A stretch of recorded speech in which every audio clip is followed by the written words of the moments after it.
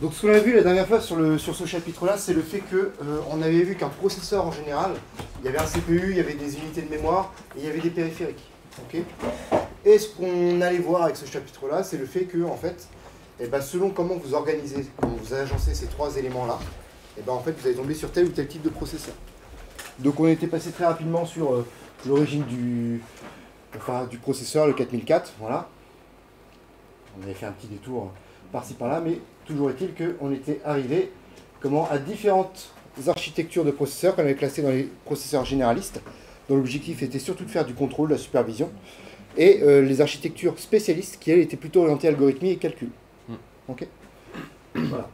On avait étudié rapidement, enfin non pas rapidement, on avait passé un petit peu de temps quand même dessus, sur le microcontrôleur, et la raison pour laquelle on avait passé un petit peu de temps dessus, bah, c'est que c'est le cours, les deux microcontrôleurs. Et donc si je résume, microcontrôleur, vous avez le CPU, vous avez les mémoires qui sont directement intégrées, vous avez les périphériques, en tout cas des périphériques qui sont directement intégrés au sein d'un même circuit intégré. Ok. On avait vu les différents acteurs du marché, hein. On avait parlé d'Arduino, on avait parlé de ARM, surtout qui sont connus pour leur cœur, d'accord, qui vont licencier derrière à des plus gros fabricants comme STMicroelectronics, comme Apple, tout ça. Et donc c'est pour ça que vous avez énormément de fabricants qui vont utiliser le même cœur, enfin en tout cas un cœur très très proche, de ARM. Okay. Donc ARM ne fait que les cœurs, et à côté de ça, bah, les fabricants de microcontrôleurs vont prendre ce cœur ARM et vont rajouter leur périphérique et leur mémoire. Ok. Ce qu'on avait vu, ce qui permettait d'illustrer le fait qu'on ait différentes familles de processeurs et de microcontrôleurs, et ben c'est le fait qu'un cœur, en fait, ARM, par exemple ici le Cortex M0 et M7, et ben en fait vont avoir des fonctionnalités communes et puis des fonctionnalités différentes. Okay. Là, c'est simplement le genre de montée en gamme. Voilà. M0, c'est l'élément, c'est le cœur basique de la famille Cortex M. Rappelez-vous, Cortex M, c'est-à-dire microcontrôleur. Par opposition, par exemple, au Cortex A, qui sont les processeurs applicatifs que vous retrouvez dans vos téléphones, par exemple. Voilà, donc c'est une montée en gamme, donc forcément, on a moins de choses dans le M0 que dans le M7, mais globalement, ça se rejoint. Okay.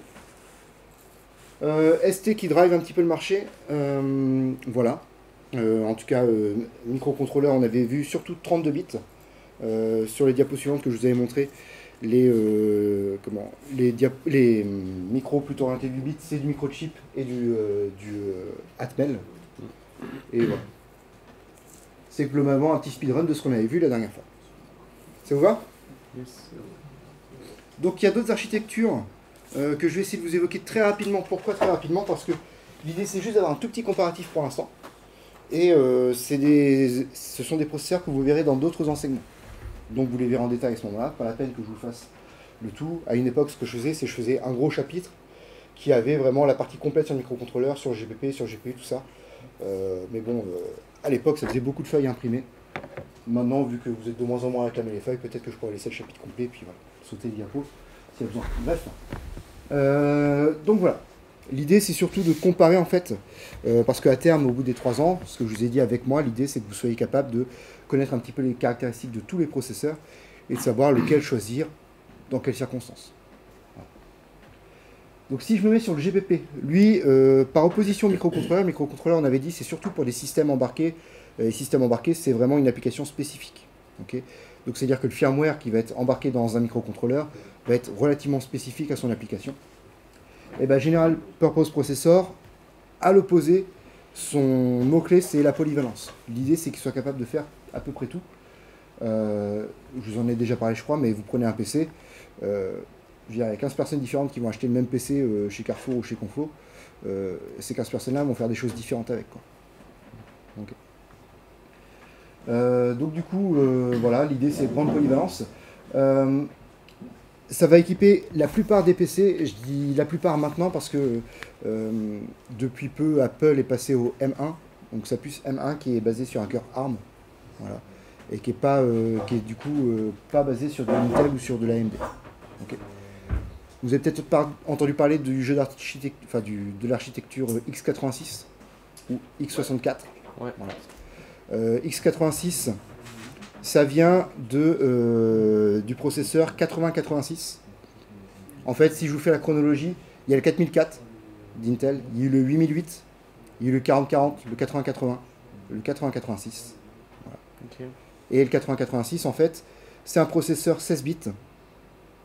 Et tous les jeux d'instruction, enfin tous les processeurs Intel actuels sont rétrocompatibles 8086. Ok. Et c'est de là que vient le jeu, du coup, qu'on appelle X86. C'est pour ça la X86. Ouais. Attends, je me demande si je suis pas en train de dire une connerie. C'est 8086 ou 80386. J'ai un doute. Mais bref, un vieux processeur qui a 40 piges. Voilà, qui est le premier jeu d'instruction X86, qu'on a appelé X86, et même si on le précise maintenant, on va dire X86-16 parce que c'est un processeur 16 bits. Okay.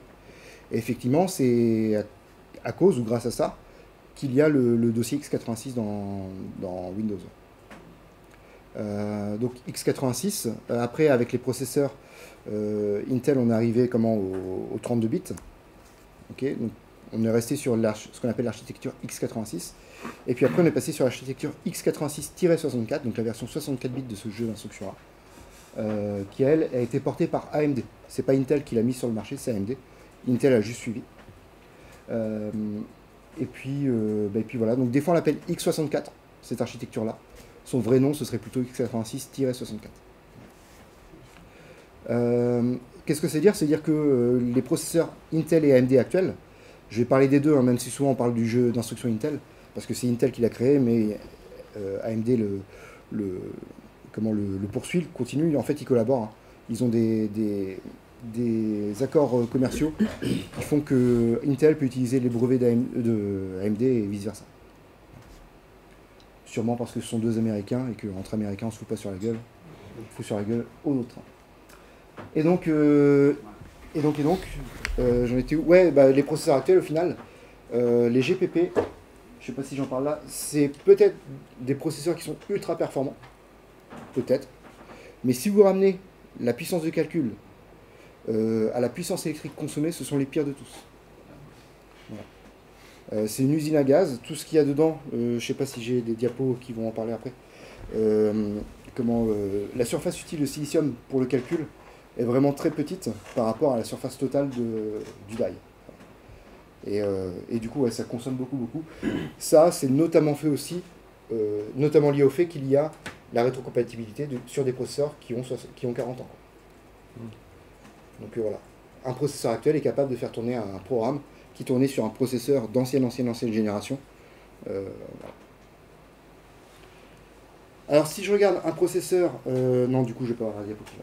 Si je regarde un processeur de PC, à quoi ça ressemble? Qu'est-ce que vous voyez comme point commun et comme différence avec le microcontrôleur? Il y a 2 cœurs. Ouais, alors là c'est schématique, il y a 2 cœurs, mais il peut y en avoir plus. C'est juste que je ne vais pas vous faire un 32 cœurs juste pour plaisir. Mais voilà, il y a plusieurs cœurs. Ok, qu'est-ce qu'il y a d'autre? Qu'est-ce qu'il n'y a pas d'autre? La mémoire. La mémoire, alors en vrai, il n'y en a pas. Ce que j'ai marqué L1 cache ici, ou là même, ce serait Memory Controllers, j'aurais dû mettre un S à la fin. Les caches, c'est pas la mémoire, c'est des techniques d'accélération d'accès à la mémoire. Okay. Et puis bah là, du coup, Memory Controller, c'est pas memory, c'est un contrôleur d'accès à la mémoire. Ce qui sous-entend que la mémoire, elle est externe. Okay. Donc là, par exemple, vous pouvez considérer que c'est le contrôleur DDR qui accède à la RAM. Okay. Et vous allez avoir aussi le bus vers le chipset qui permet d'accéder ensuite au SATA pour aller au disque de masse. Ok, qu'est-ce qu'il y a d'autre ou qu'est-ce qu'il n'y a pas d'autre? Surtout, qu'est-ce qu'il n'y a pas d'autre? Les périphériques. Il n'y a pas de périphérique dans un GPP. Okay. Tous les périphériques sont intégrés sur la carte mère. Vous avez un contrôleur réseau, vous avez un codec audio, vous avez contrôleur VGA, contrôleur HDMI, tout ça. Tout ça, c'est sur la carte mère. Okay. C'est pas dans le processeur. Alors du coup, ce qu'on a comme différence, par contre, c'est que voilà, on a des caches qui sont des techniques d'accélération. On a un contrôleur d'entrée-sortie. Donc ça, c'est le bus qui peut aller vers le PCIe, par exemple, PCI Express, pour accéder à la carte graphique, pour accéder à d'autres cartes. Et qui va aller aussi vers tous les périphériques qui se trouvent sur la carte mère. Ok. Qu'est-ce que j'ai à dire là-dessus? Ouais, juste pour vous dire un petit truc, celui-là il est particulier quand même en termes de programmation. Enfin, pas de votre point de vue, vous vous en rendez pas compte, mais quand vous programmez en C, bah, vous convertissez ça en programme binaire. Okay. Les instructions qui arrivent dans le programme binaire, elles sont globalement dans le même ordre que les instructions que vous avez écrites en C. Okay. Et bah, lui, il va les exécuter dans le désordre. Pourquoi? Bah, parce que comme il a plusieurs cœurs, il se dit, tiens, je vais essayer d'optimiser les trucs en parallèle. L'idée, c'est qu'il ne faut pas penser que à votre programme. Il y a plein de choses qui tournent sur votre PC. Déjà, il y a le système d'exploitation, Windows, Linux, Mac. Ensuite, il y a plein de tâches de fond qui tournent, que ce soit grâce à votre système d'exploitation ou parce que c'est Windows et qu'il y a plein de trucs rajoutés en plus. Des spyware, des choses comme ça. Enfin bref, vous avez vos applications qui sont automatiquement en démarrage. Je sais pas, Discord, votre mail, trucs comme ça, quoi. Et donc tout ça, ça fait qu'il y a plein de processus qui tournent. Donc il calcule en permanence. Même si c'est pas à 100% de capacité sur chacun des cœurs, il calcule en permanence. Bah tiens, petit truc que je peux vous montrer, toc. C'est pas, c'est monitor. Là, je peux vous montrer un petit peu ce qui tourne sur mon PC. Voilà, mes cœurs, ils sont pas à 0%, quoi. Il y a 16 cœurs qui tournent un petit peu. Voilà, je suis pas à 0%. Alors, ça tourne un peu quand même parce que théoriquement, là, je suis en train d'enregistrer, donc ça pompe un petit peu quand même. Mais voilà, globalement, il y a quand même des choses qui tournent en permanence. Ça, je pourrais vous le montrer, bah tiens, avec ça. Et où ma souris est là, toc. Donc là, ce sont tous les processus qui sont en train de tourner. Ok. Donc ça, c'est ce que vous pouvez avoir avec votre avec Windows, hein, aussi, gestionnaire des tâches. Enfin bref. Donc il y a tout ça. Et ben en fait, votre programme, lui, il va s'insérer dans tout ce fil-là. Et donc peut-être qu'au moment où on va exécuter une instruction de votre programme, la prochaine, il va se dire, ah c'est con, toutes les unités qui pourraient réaliser cette opération-là sont occupées. Et ben tant pis, je regarde, est-ce que l'instruction suivante, elle est liée à la précédente? Non? Et ben je l'exécute d'abord. Donc l'idée, ça va être d'accélérer un petit peu d'accélérer l'exécution.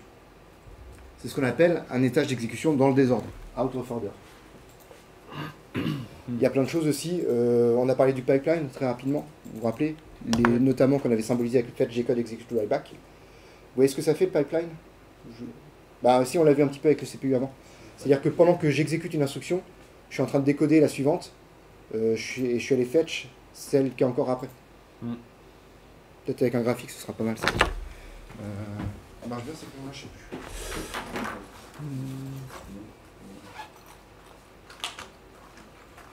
Donc je vais avoir mes instructions, enfin mes 4 étages du pipeline, c'est fetch, décode,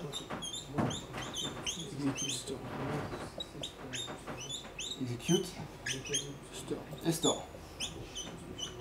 Oui. Et donc, on va supposer plein de coups d'horloge. Donc clock 1, clock 2, clock 3, ou cycle 3 si vous préférez. Bref. Qu'est-ce que je fais au tout premier coup d'horloge? Je les fetch l'instruction 1. Ensuite, au deuxième coup d'horloge, qu'est-ce que je fais? On décode et on fetch en même temps. On décode l'instruction 1 et on fetch l'instruction 2 en même temps. Ensuite, l'instruction 2, au troisième coup d'horloge, elle passe en execute.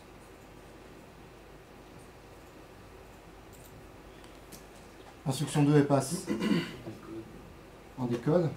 Il faut que j'arrive à t'aligner, c'est compliqué. Et puis là, paf, on a l'instruction 3. Et ça va tourner comme ça en boucle. L'instruction 4, bon, enfin, le cycle 4, pardon. On va store le résultat de l'instruction 1. On va execute l'instruction 2. On va pouvoir décode l'instruction 3. Et on va pouvoir fetch l'instruction 4. Ok. Et à partir de là, on rentre dans ce qu'on appelle le régime permanent. Le pipeline est plein. Et donc ça veut dire qu'à partir de là, tous les étages vont être remplis. Si je travaille que sans étage de pipeline, c'est-à-dire juste avec une instruction, vous vous rendez compte qu'en moyenne, en fait, j'utiliserai 25% de mon CPU à la fin. Là, l'idée, c'est d'arriver au cycle 4 à 100%. Ok.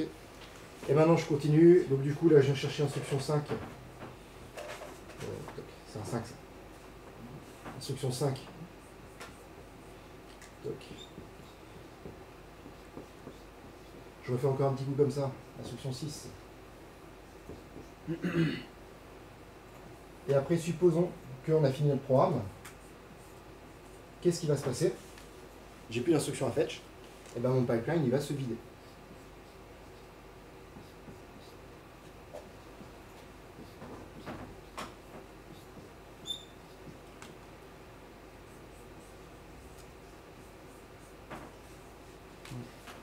Ok. C'est vrai ça? Ouais. Alors, déjà, deux petites caractéristiques sur le pipeline. Qu'est-ce qu'on peut remarquer avec ça?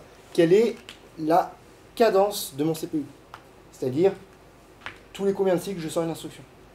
Je sors le résultat d'une instruction. Tous les cycles. Tous les cycles. Ok. La cadence, en fait, elle se mesure en régime permanent. Ici, à partir de là, Ok. je suis en régime permanent. Et à partir de là, à chaque cycle, je sors un résultat. Ok. Par contre, quelle est la latence? La latence d'une instruction, combien de cycles une instruction met depuis son entrée à sortir? Là, c'est 4 cycles. Ok. En fait, c'est lié au nombre d'étages. Ça voit ça? Donc, je vous l'ai dit, dans les processeurs Intel, on est à 16, 24. Ça dépend à peu près des saisons, on va dire. On monte jusqu'à 24 étages de pipeline. Alors, c'est quoi l'avantage? C'est que du coup, théoriquement, je vais 24 fois plus vite en termes de cadence. Ok. Par contre, derrière, la complexité matérielle, comment elle se complexifie un petit peu. Là, je ne vous ai pas dit, mais matériellement, en fait, entre chaque étage, on a des buffers. C'est-à-dire des bascules D qui sont ici. Du coup, ça fait plus de latence. Et du coup, ça fait plus de latence.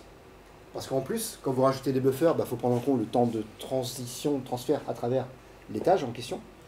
Enfin, l'étage buffer, mais aussi l'étage de fetch, l'étage de décode. Là, ça veut dire que si jamais je décidais de couper en 4 mon flux complet, sauf que ça me prend 1 milliseconde, 1 milliseconde, 17 millisecondes et 1 milliseconde, je ne vais pas forcément 4 fois plus vite. Parce que là, j'ai un gros delta ici, par exemple. Okay. Donc, ça veut dire qu'elles seraient toutes cadencées, tous les étages sont cadencés, sont alignés sur la plus lente, sur le plus lent de tous les étages. Okay. Bon, supposons qu'on a 24 étages à remplir, nanana. Et ben, il y a aussi le fait du choix. J'ai un if. Le if, je vais chercher l'instruction. Avant de la décoder, je vais avoir quelques étages à franchir. Au moment où je décode, je vais avoir quelques étages à franchir. Et supposons que la détection vraiment du test, elle se fait dans l'étage d'exécution. Il y a peut-être encore quelques étages à franchir sur l'intégralité des étages d'exécution. Donc supposons que j'ai traversé 10 étages avant de me rendre compte que... avant de connaître le résultat. Bah, ce que j'ai fait quand même, je suis allé remplir mes premiers étages avec les instructions qui suivaient le if. Supposément celles qui sont intégrées entre les accolades du if. Okay. Sauf qu'au final, on est dans l'étage d'exécution, mon instruction if, je me rends compte que son résultat c'est false. Donc c'est-à-dire qu'il ne faut pas que j'aille chercher ce qui était dans le if, mais dans le else. Donc c'est-à-dire que les instructions suivantes là, que j'ai cherchées dans mes premiers étages du pipeline, en fait sont fausses. Il faut que je purge le pipeline et que je re-remplisse avec les bonnes instructions cette fois-ci, celle du else. Et bien ça, par exemple, voilà, le pipeline, c'est une avancée techno qui a fait que on a accéléré les processus, accéléré l'exécution du programme. Par contre, l'inconvénient, c'est que, une fois de temps en temps, ça merde à cause des if, des else, tout ça. Le problème, c'est que sur vos processeurs, là, surtout ce qui tourne, c'est du système d'exploitation. Système d'exploitation, c'est que des tests en permanence. Donc, on a apporté un système qui permet d'aller vite, sauf quand il y a des tests, pour exécuter principalement du test. Donc, qu'est-ce qu'on fait? On se dit au final, c'était pas une mauvaise idée quand même, le pipeline. Donc, ce qu'on va faire, c'est qu'on va rajouter encore de la logique autour. Et notamment, comme logique, il y a ce qu'on appelle la prédiction de branchement. Donc, c'est marqué. Prédiction de branchement, comment ça marche? Il y a plusieurs techniques. Je vais en parler d'une seule. En fait, ils vont maintenir une table. Donc, c'est logique, hein, c'est purement câblé. L'instruction if, là, celle-là, qui est par exemple dans une boucle, et à chaque fois, je vais incrémenter, elle est rentrée dans le oui ou elle est rentrée dans le non. Okay, et j'ai un compteur comme ça pour les deux. Et ce qui fait que, dans le cas où je rencontre à nouveau ce if-là, je vais aller dans le cas le plus probable statistiquement, sur les dernières itérations. Ce qui me permet de, statistiquement, moins me tromper. Voilà. Il y a d'autres techniques. une boucle for ou une boucle while, souvent c'est utilisé pour... Il y a un test hein, dedans. Voilà. Mais souvent c'est utilisé pour revenir en arrière. Voilà. Le fait de quitter cette boucle-là, c'est un cas assez rare au final, statistiquement. Donc par exemple, on va considérer que tous les tests qui proviennent d'un for ou d'un while, on va considérer qu'il est vrai tout le temps. Voilà. Et ça me fera me gourer une fois de temps en temps. Pour le if, par contre, eh ben là, on va mettre en œuvre ces statistiques en fait, pour essayer de savoir si statistiquement on est beaucoup plus rentré dans le if ou beaucoup plus rentré dans le else. Et tout ça, c'est encore de la logique autour. Donc voilà, processeur bien complexe, bien lourd, hyper performant, mais tout ça, bah, ça fait que ça coûte cher, et ça fait que il est pourri en termes de puissance de calcul si on le ramène à la puissance électrique. Ok. Alors, autre type de processeur, c'est le processeur applicatif. Lui, voilà, il est relativement riche en fonctionnalités. Il est capable de faire tourner un OS léger, ok, pas forcément un OS lourd. Et il est très adapté quand il y a des interfaces graphiques, des interfaces réseau. Pas forcément quelque chose de complexe, mais en tout cas, voilà, des fonctionnalités quand même un petit peu avancées, un petit peu lourdes pour un microcontrôleur classique. Toc. Et voici à quoi ça ressemble. Qu'est-ce que vous remarquez par rapport au microcontrôleur, voire par rapport au processeur GPP qu'on a vu juste avant? La mémoire elle est en interne. Alors, il y a une mémoire interne, ouais. Il y a de la mémoire externe. Il y a des périphériques. Il y a des périphériques, ouais. Donc, dans ce cas-là, il ressemble beaucoup plus au microcontrôleur. Ok. Qu'est-ce qu'il y a d'autre? Il y a des J'ai entendu GPU. GPU, ouais. À noter que dans les processeurs d'Intel, Intel c'est le plus gros vendeur de GPU. Pourquoi? Parce qu'en fait, dans chacune de leurs puces, il y a un GPU intégré. Ouais. Voilà, c'est smart. Hein. Après, les gens, dans la pratique, s'ils ont besoin, ils rachètent une carte graphique à côté, qui est surtout pas Intel. Mais globalement, ça permet de faire pas mal de choses. Je veux dire, pour un usage commun. Donc ouais, il y a le GPU qui ressemble ça plutôt au final à un GPP, enfin, qui fait que ça ressemble plutôt à un GPP. Qu'est-ce qu'il y a d'autre? DSP. Donc c'est un coprocesseur, pareil, qui sera surtout dédié au traitement du son. Ou celui-là va être surtout dédié au traitement de la vidéo. Qu'est-ce qu'il y a d'autre? La mémoire externe. Mémoire externe. Ouais, parce qu'on a un memory controller.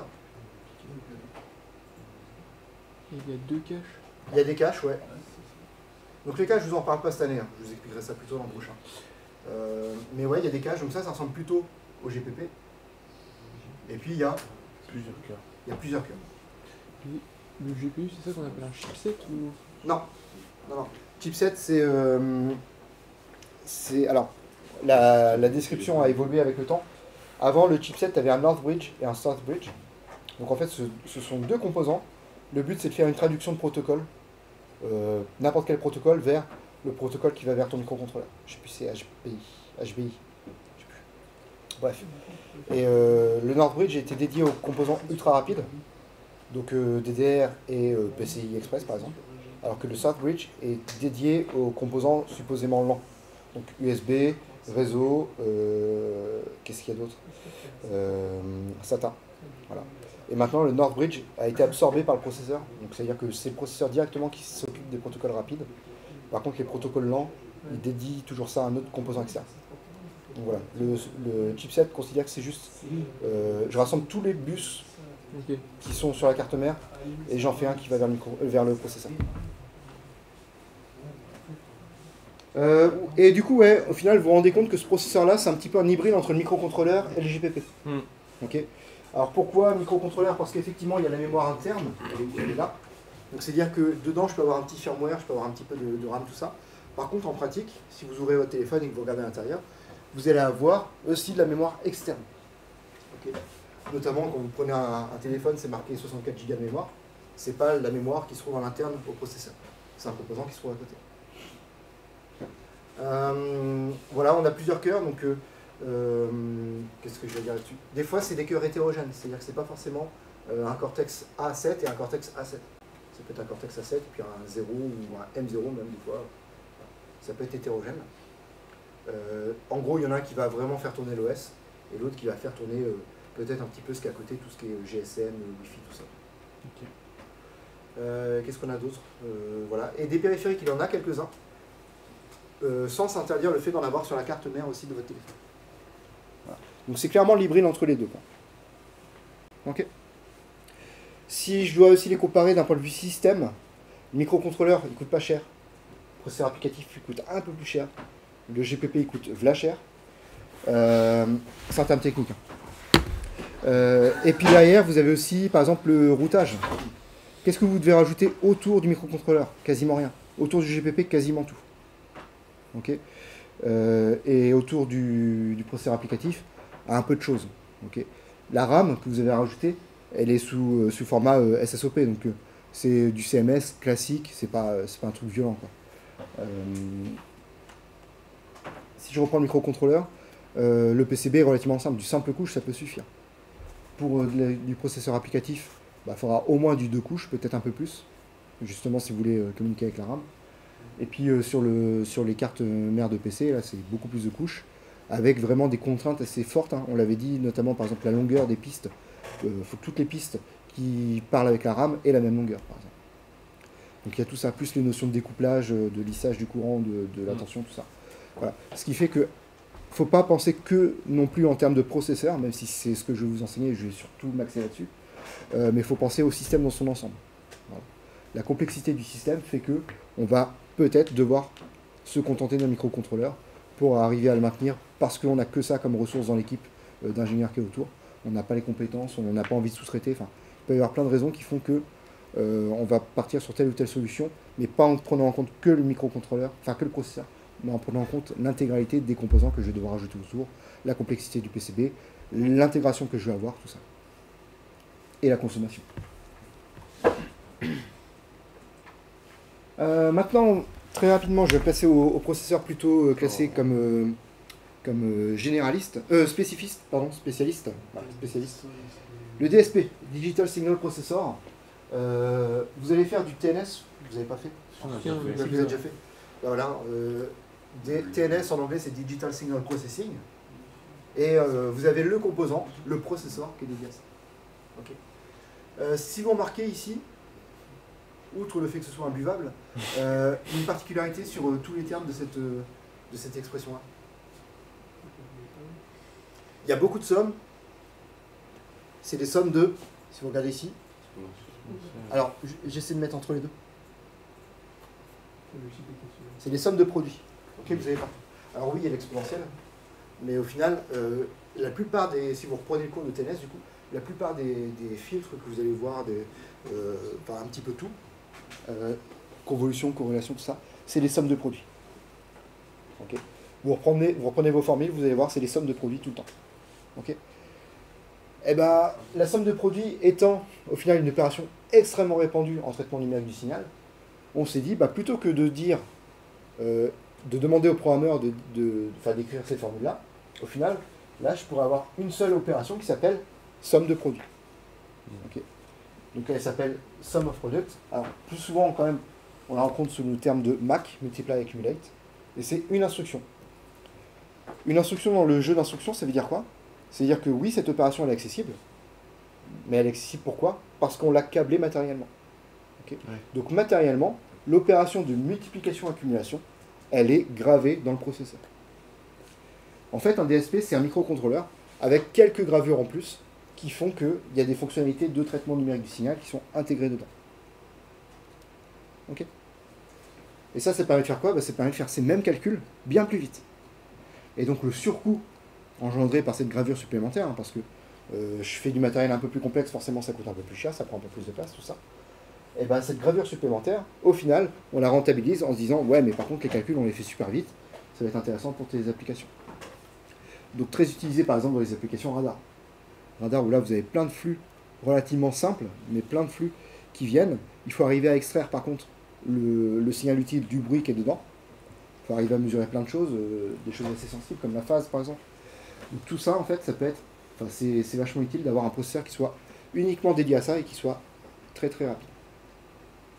Ok. Si on regarde, oui. J'ai juste une petite question sur les images. Ouais. La grosse en bas à droite, c'est les... C'est un radar, ouais. Ouais, mais c'est les radars dirigés. peux pas te dire. Je suis pas assez calé. Mais ça ressemble un petit C'est peu. confidentiel. Ouais, c'est On peut pas t'en parler, c'est confidentiel. Maxence. Mais en tout cas, en dessous, t'as l'air d'avoir la structure qui te permet de pivoter. Ouais. C'est ça que tu voulais dire? Oui, bah oui, enfin, ils appellent ça monter les radars, enfin, les sonars laser. Ouais. En termes de couleur, c'est pas top. Mais globalement, moi, les derniers apprentis que j'ai entendu parler de DSP, qui travaillent sur du DSP, travaillaient là-dessus. Enfin, pas sur celui-là précisément, c'est confidentiel. Mais en gros, sur des applications radar. DSP, d'ailleurs, c'est un cours que je faisais, enfin que j'ai fait encore jusqu'à cette année. Pour l'instant, il reste chez les classiques. Moi, j'ai décidé de l'enlever en apprentissage pour en mettre un autre à la place. Le DSP, ça devient un marché de niche quand même. Voilà. C'était déjà un marché de niche, et maintenant, ça devient de plus en plus un marché de niche. Voilà. Il existe quasiment plus sous forme de composants dédiés. Si vous pouvez acheter votre microcontrôleur, vous pouvez acheter votre DSP. Ben ça se fait de moins en moins le fait de pouvoir acheter son DSP. Très souvent, on va le retrouver là, le DSP. En coprocesseur à un autre processeur principal. Okay. Donc ça peut être dans un téléphone, ça peut être dans d'autres processeurs, hein. Mais voilà. Très souvent, on le rencontre en coprocesseur. Et ça, les 2 dernières fois où je suis allé parler avec Texas Instruments au salon de l'embarqué, ouais, globalement, quand je demandais à avoir des renseignements sur le DSP, c'était compliqué. Alors que Texas, c'est le leader incontestable du DSP. Donc c'est clairement une activité qui a l'air d'être en déclin quand même. Je vous en parle parce que c'est intéressant d'en parler. Mais sinon, voilà. C'est pour ça que je pense pas que vous aurez l'enseignement. À quoi ça ressemble si on regarde si on compare un microcontrôleur? Eh ben ça ressemble à un microcontrôleur. Voilà. La seule chose, c'est qu'il y a ça, par exemple, en plus. En périphérique, on peut avoir quelques périphériques orientés un petit peu chiffrement, des choses comme ça. On peut aussi avoir un périphérique de FFT, voilà, qui fait directement la FFT, plutôt que de passer par des instructions ou par un algo logiciel. On a les GPU aussi. Les GPU, du coup, ça reste des coprocesseurs. On ne va pas les utiliser en tant que processeur à proprement parler. C'est-à-dire que votre jeu vidéo, votre logiciel de traitement audio ou vidéo, va d'abord passer par le processeur pour ensuite être sous-traité par votre GPU. Okay. Donc c'est un coprocesseur. Il y a plein de choses, hein, plein de domaines d'activité qui peuvent l'utiliser. Typiquement, on pense surtout vidéo, on pense jeux vidéo, montage vidéo, tout ça. Mais il y a plein d'applications un petit peu de recherche, d'imagerie médicale, de finance, auxquelles on pense un petit peu moins, mais qui sont quand même très gourmands à ces sujets-là. À quoi ça ressemble? Ça ressemble à ça. Et encore là, c'en est un tout petit. Il faudrait que je vous montre les diapos. Ah si, allez, je ferai un petit tour sur les autres diapos quand même pour vous montrer 2-3 diapos intéressants. Donc qu'est-ce qu'on remarque? Il n'y a pas de mémoire interne.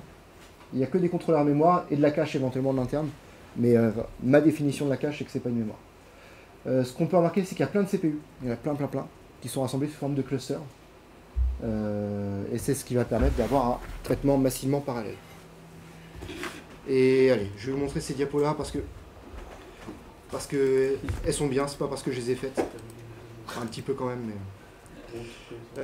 tac.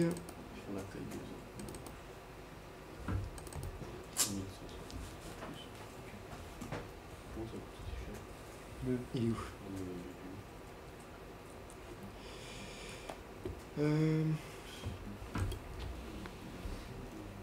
Donc c'est un cours que je fais avec les infos vite fait pour leur parler des différentes techniques, des différentes familles de processeurs justement.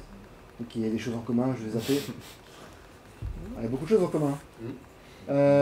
Si avec eux je suis allé un petit peu plus loin, j'ai pris une dernière génération. Non, c'est lequel que je vous ai montré? C'est celle-là qu'on a vue. C'est celle-là que vous avez vue?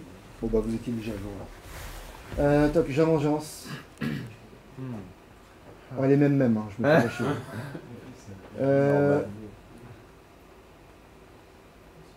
Tac.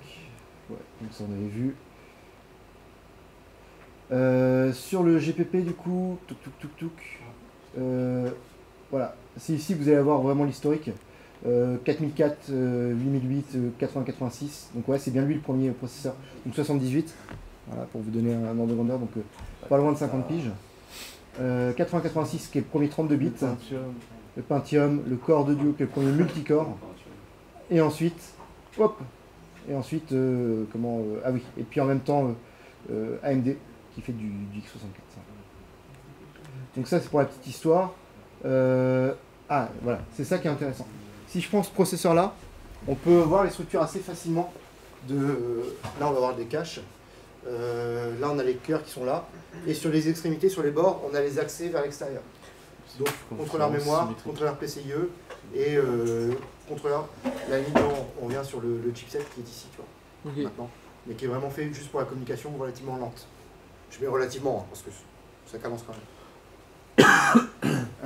Donc là par exemple on a 4 cœurs, et si je vais fouiller dans un des cœurs, voilà, là c'est un autre processeur, donc on voit par exemple la cache là est mise au milieu, mais les contrôleurs sont toujours à l'extérieur, les cœurs sont là. Si je zoome sur un cœur, donc déjà un cœur, considérez que là si on regarde le die qui est à gauche, c'est quoi? C'est l'ensemble des cœurs, c'est un quart peut-être de la surface totale.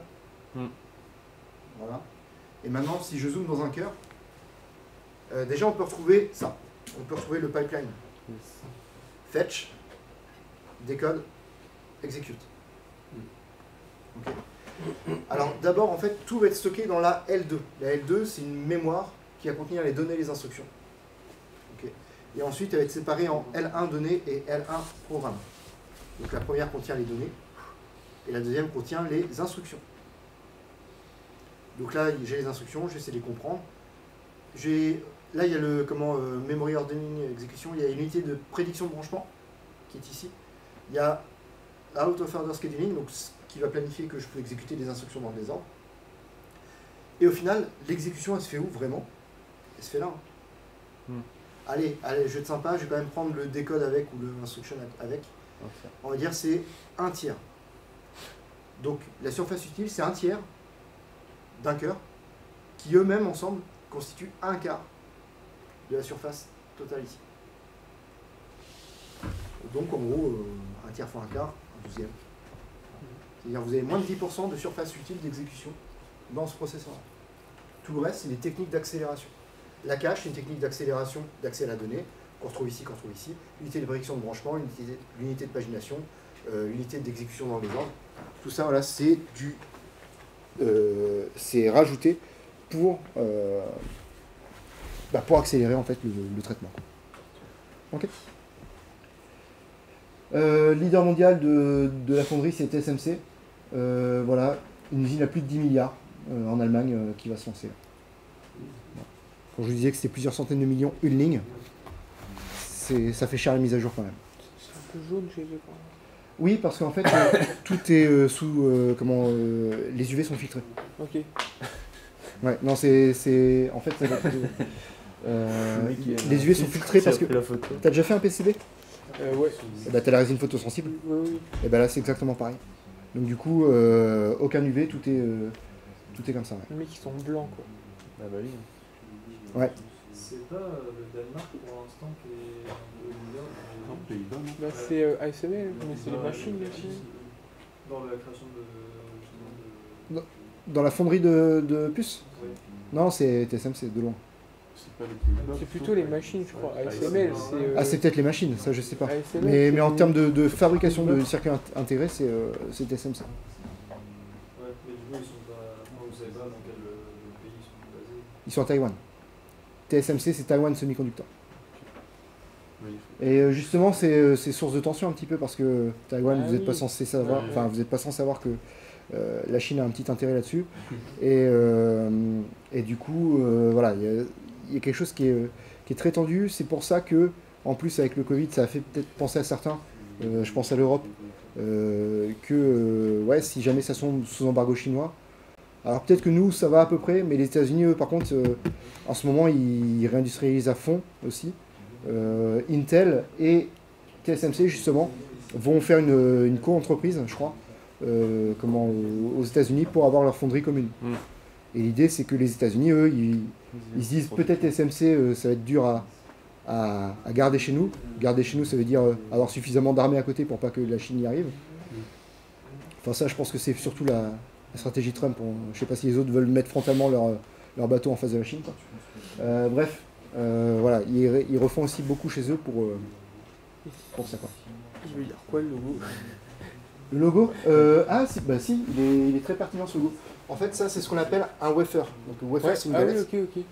Et du coup, tu as la puce qui va être mise plein de fois, et puis après, elle est découpée à la scie, et voilà. Vous pouvez faire check. Parce qu'il y en a qui sont morts. Quoi C'est le refaire. Euh, Comment ils sont faits les processeurs iPhone? Non mais c'est surtout qu'ils prennent pour faire les i9, Ah, les i3, c'est les tout premiers. prennent le centre, ils prennent ceux, en fait ils regardent à la fin de la fabrication et ceux qui sont abîmés sur Ouais. certains corps Eh, et certains trucs, bah, ils les dégradent. parce que vous êtes gentil. Ah, on est gentil. Bah, vous n'êtes pas méchant, en tout cas. Bah non. C'est quoi ça? Plus cher, c'est plus cher TD. Ah, j'ai désactivé mon adblock. Si, c'est bon? Ah, pardon. Du son? Non, il est pas de son. Peut-être C'est pas la sortie du... Bah non, non, puisque du coup, je suis sur le VGA, je suis con. Bon, en gros, je vais essayer de vous faire la voix off. Il y en a plein. Il est pas Watata. Ouais, ça aurait été... Ah bah attends, sinon je peux faire ça. Ouah. Donc voilà, la salle blanche est l'équivalent de 8 terrains de football, remplis avec des centaines de machines qui vont de la taille en gros. Voilà,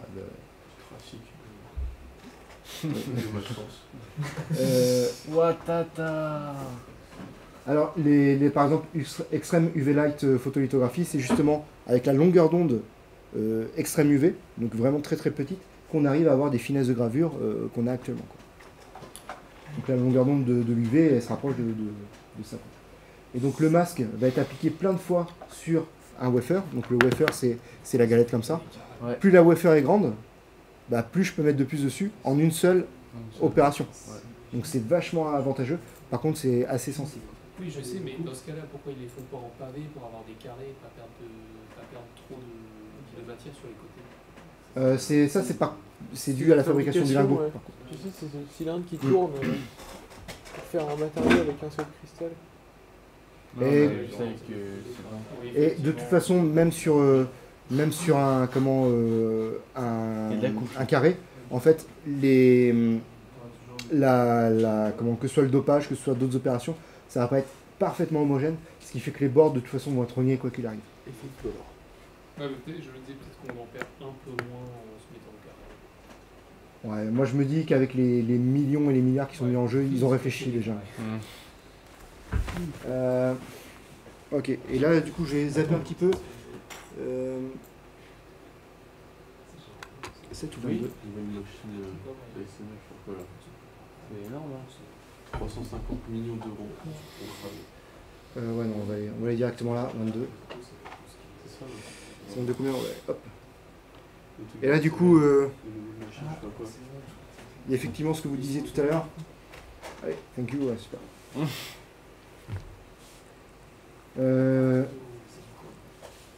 On s'avance? Ouais, c'est ça. Donc là, du coup, voilà, c'est le silicium qui est fondu en lingots. Découpé en wafer, pof. 300 mm. À une époque, je pensais qu'on était passé en 400 mm, mais visiblement non. La petite encoche pour savoir le dopage, en fonction de l'encoche où elle se trouve. On est capable de connaître l'orientation du réseau cristallin qui se trouve dessus.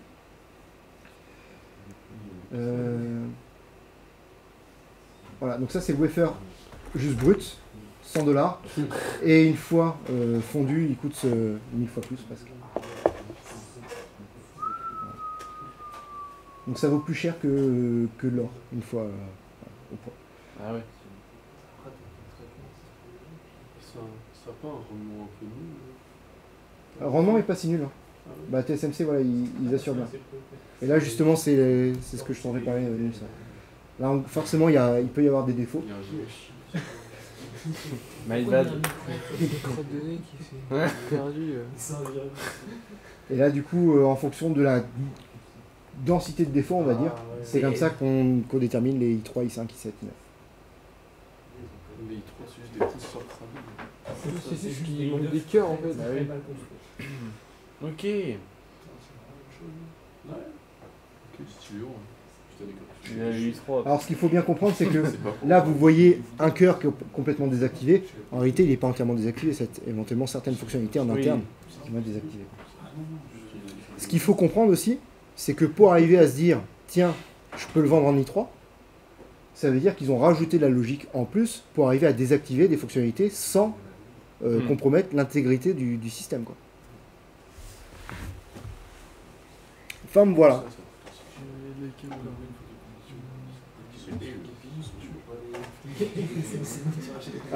Paf, j'avancerai rapidement. Toc toc toc, donc ça on l'a vu. Ouais, pour vous dire, Intel, AMD, hein, quand vous cliquez sur les deux, ça fait quasiment 100%. Il y a Apple, voilà, qui monte un petit peu depuis qu'ils ont le M1. Sur le processeur applicatif, très rapidement, vous avez peut-être déjà utilisé une Raspberry. Voilà, c'est un processeur applicatif qui est dedans. Nous, on travaillera en 3A avec une BeagleBone, c'est l'équivalent. Donc, il y a le processeur, il y a la flash et la RAM externe. Voilà. Et si vous voulez, ce que je vous disais, en fait, hein, c'est l'idée de l'écosystème, pas juste le processeur. Et ben en fait, on se retrouve avec un système qui a coûté très cher parce que et le GPP vaut cher, et la RAM vaut cher, et le disque dur vaut cher, et la carte mère vaut cher. Donc voilà. Alors que pour le microcontrôleur, voilà, vous avez le microcontrôleur. Qu'est-ce que j'ai à dire là-dessus? Si je prends un processeur applicatif par exemple de téléphone, Snapdragon qui va être la famille la plus connue, on va retrouver un processeur Cortex A57 et A53, donc vous avez bien deux cœurs. C'est deux cœurs hétérogènes par contre, c'est pas tout à fait le même cœur.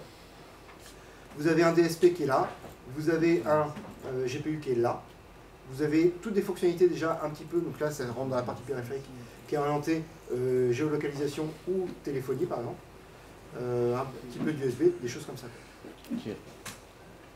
Et ça, c'est feu mon téléphone, où on va retrouver justement, on va avancer, c'est pas ça qui est intéressant, c'est là on va retrouver le processeur avec la flash à côté. Et la RAM qui, elle, par contre, est directement intégrée au composant. Ok. 2 Go. Ouais, c'est un vieux téléphone. Et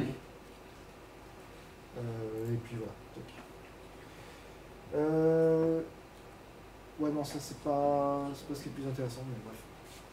DSP, nanana, ça on l'a vu. Alors, juste pour vous montrer, voilà, un C5500, ça va nous prendre notamment hardware FFT, et puis je sais pas où j'ai vu I2C. l'Alma qui est déjà dedans. Mais sinon, tout ça c'est globalement du microcontrôleur. Ça change rien par rapport à un microcontrôleur. J'avance, hein. L'idée c'est pas de voir ça forcément. Toc toc toc toc. Pour le GPU, ouais, ça on en a parlé.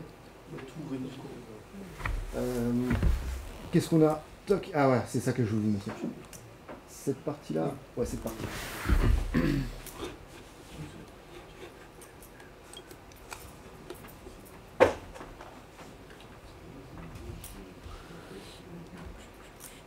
Extension.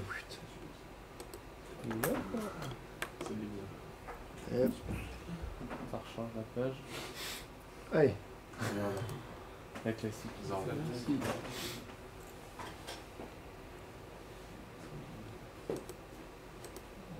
Par contre, j'ai un petit problème de plein écran. C'est ça, on peut pas avoir de pub. Voilà, ok. Et il fallait que je sois où? À 0456, stock.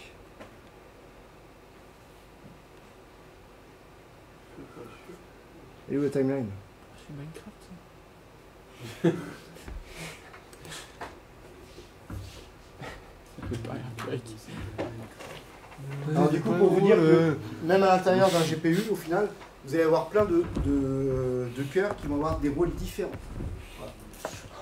Alors déjà, ce qu'on peut voir, c'est qu'il est beaucoup plus joli, beaucoup plus symétrique. Ça, c'est dû au fait que là, en fait, on va retrouver sûrement la cache en bas. Et là, ça va être toutes les structures vraiment de traitement qui sont toutes là. Voilà. Parce qu'il y en a beaucoup, beaucoup, beaucoup. Le GPU est composé en clusters. Les clusters, à l'intérieur de ça, il va y avoir du... le SM, c'est quoi? C'est...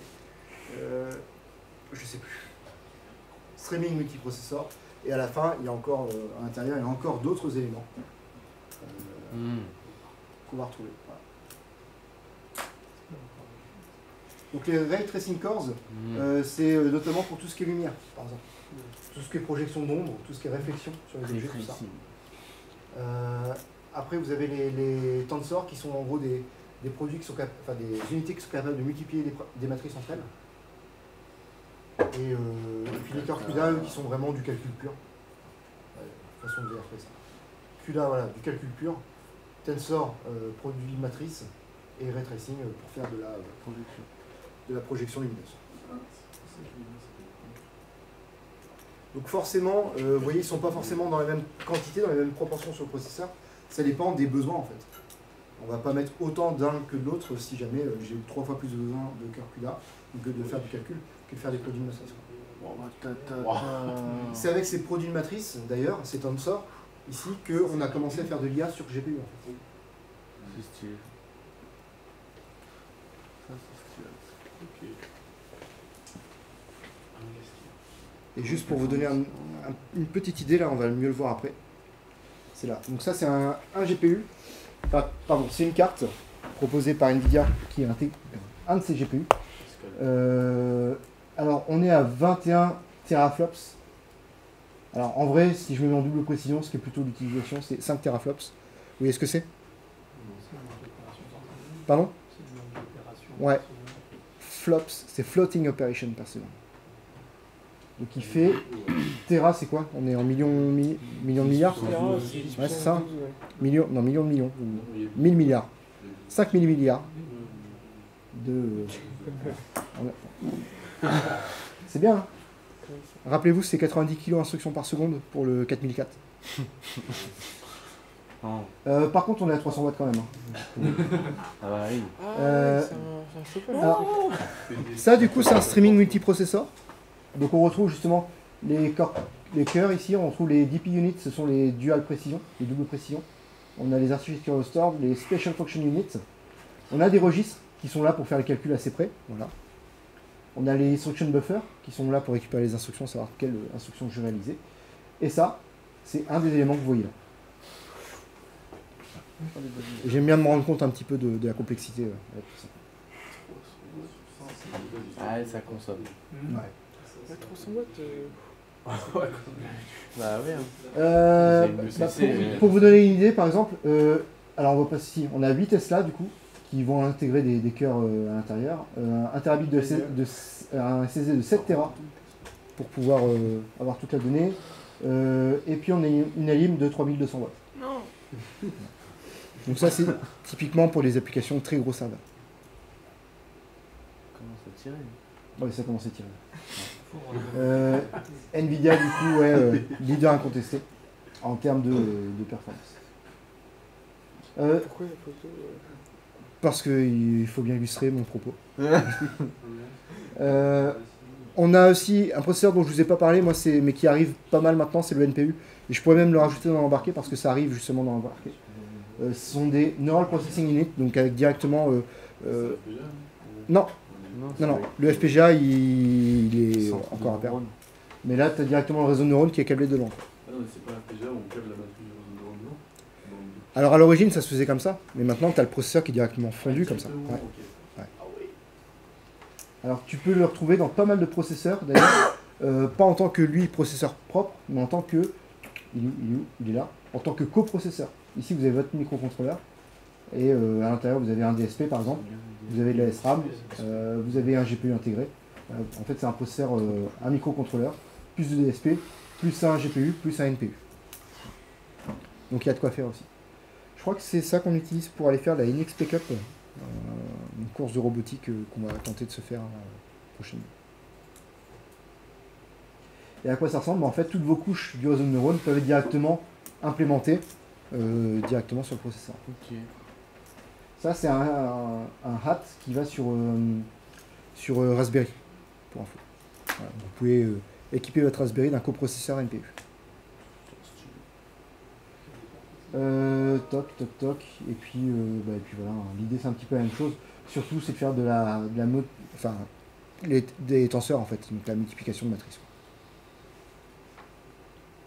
Toc, ouais, rien d'autre à dire là-dessus. Ouais. Ok. Voilà, je pense que j'ai fait le tour sur ce chapitre-là, en tout cas sur la partie que je fais avec les infos. Je vais revenir sur la partie que je fais normalement avec vous. La voici. Voici, la voilà. Donc ça on l'a vu, ouais. Et donc voilà, pour vous rappeler un petit peu tout ça, on se retrouve avec des processeurs spécialistes, des processeurs généralistes. Donc généraliste dit orienté contrôle, spécialiste dit orienté calcul. Et puis voilà, quoi. Chacune va avoir ses spécificités, que ce soit en termes de puissance de calcul, en termes de consommation électrique, en termes de complexité d'intégration, tout ça. Ok. Question là-dessus? Non? Et ben c'est la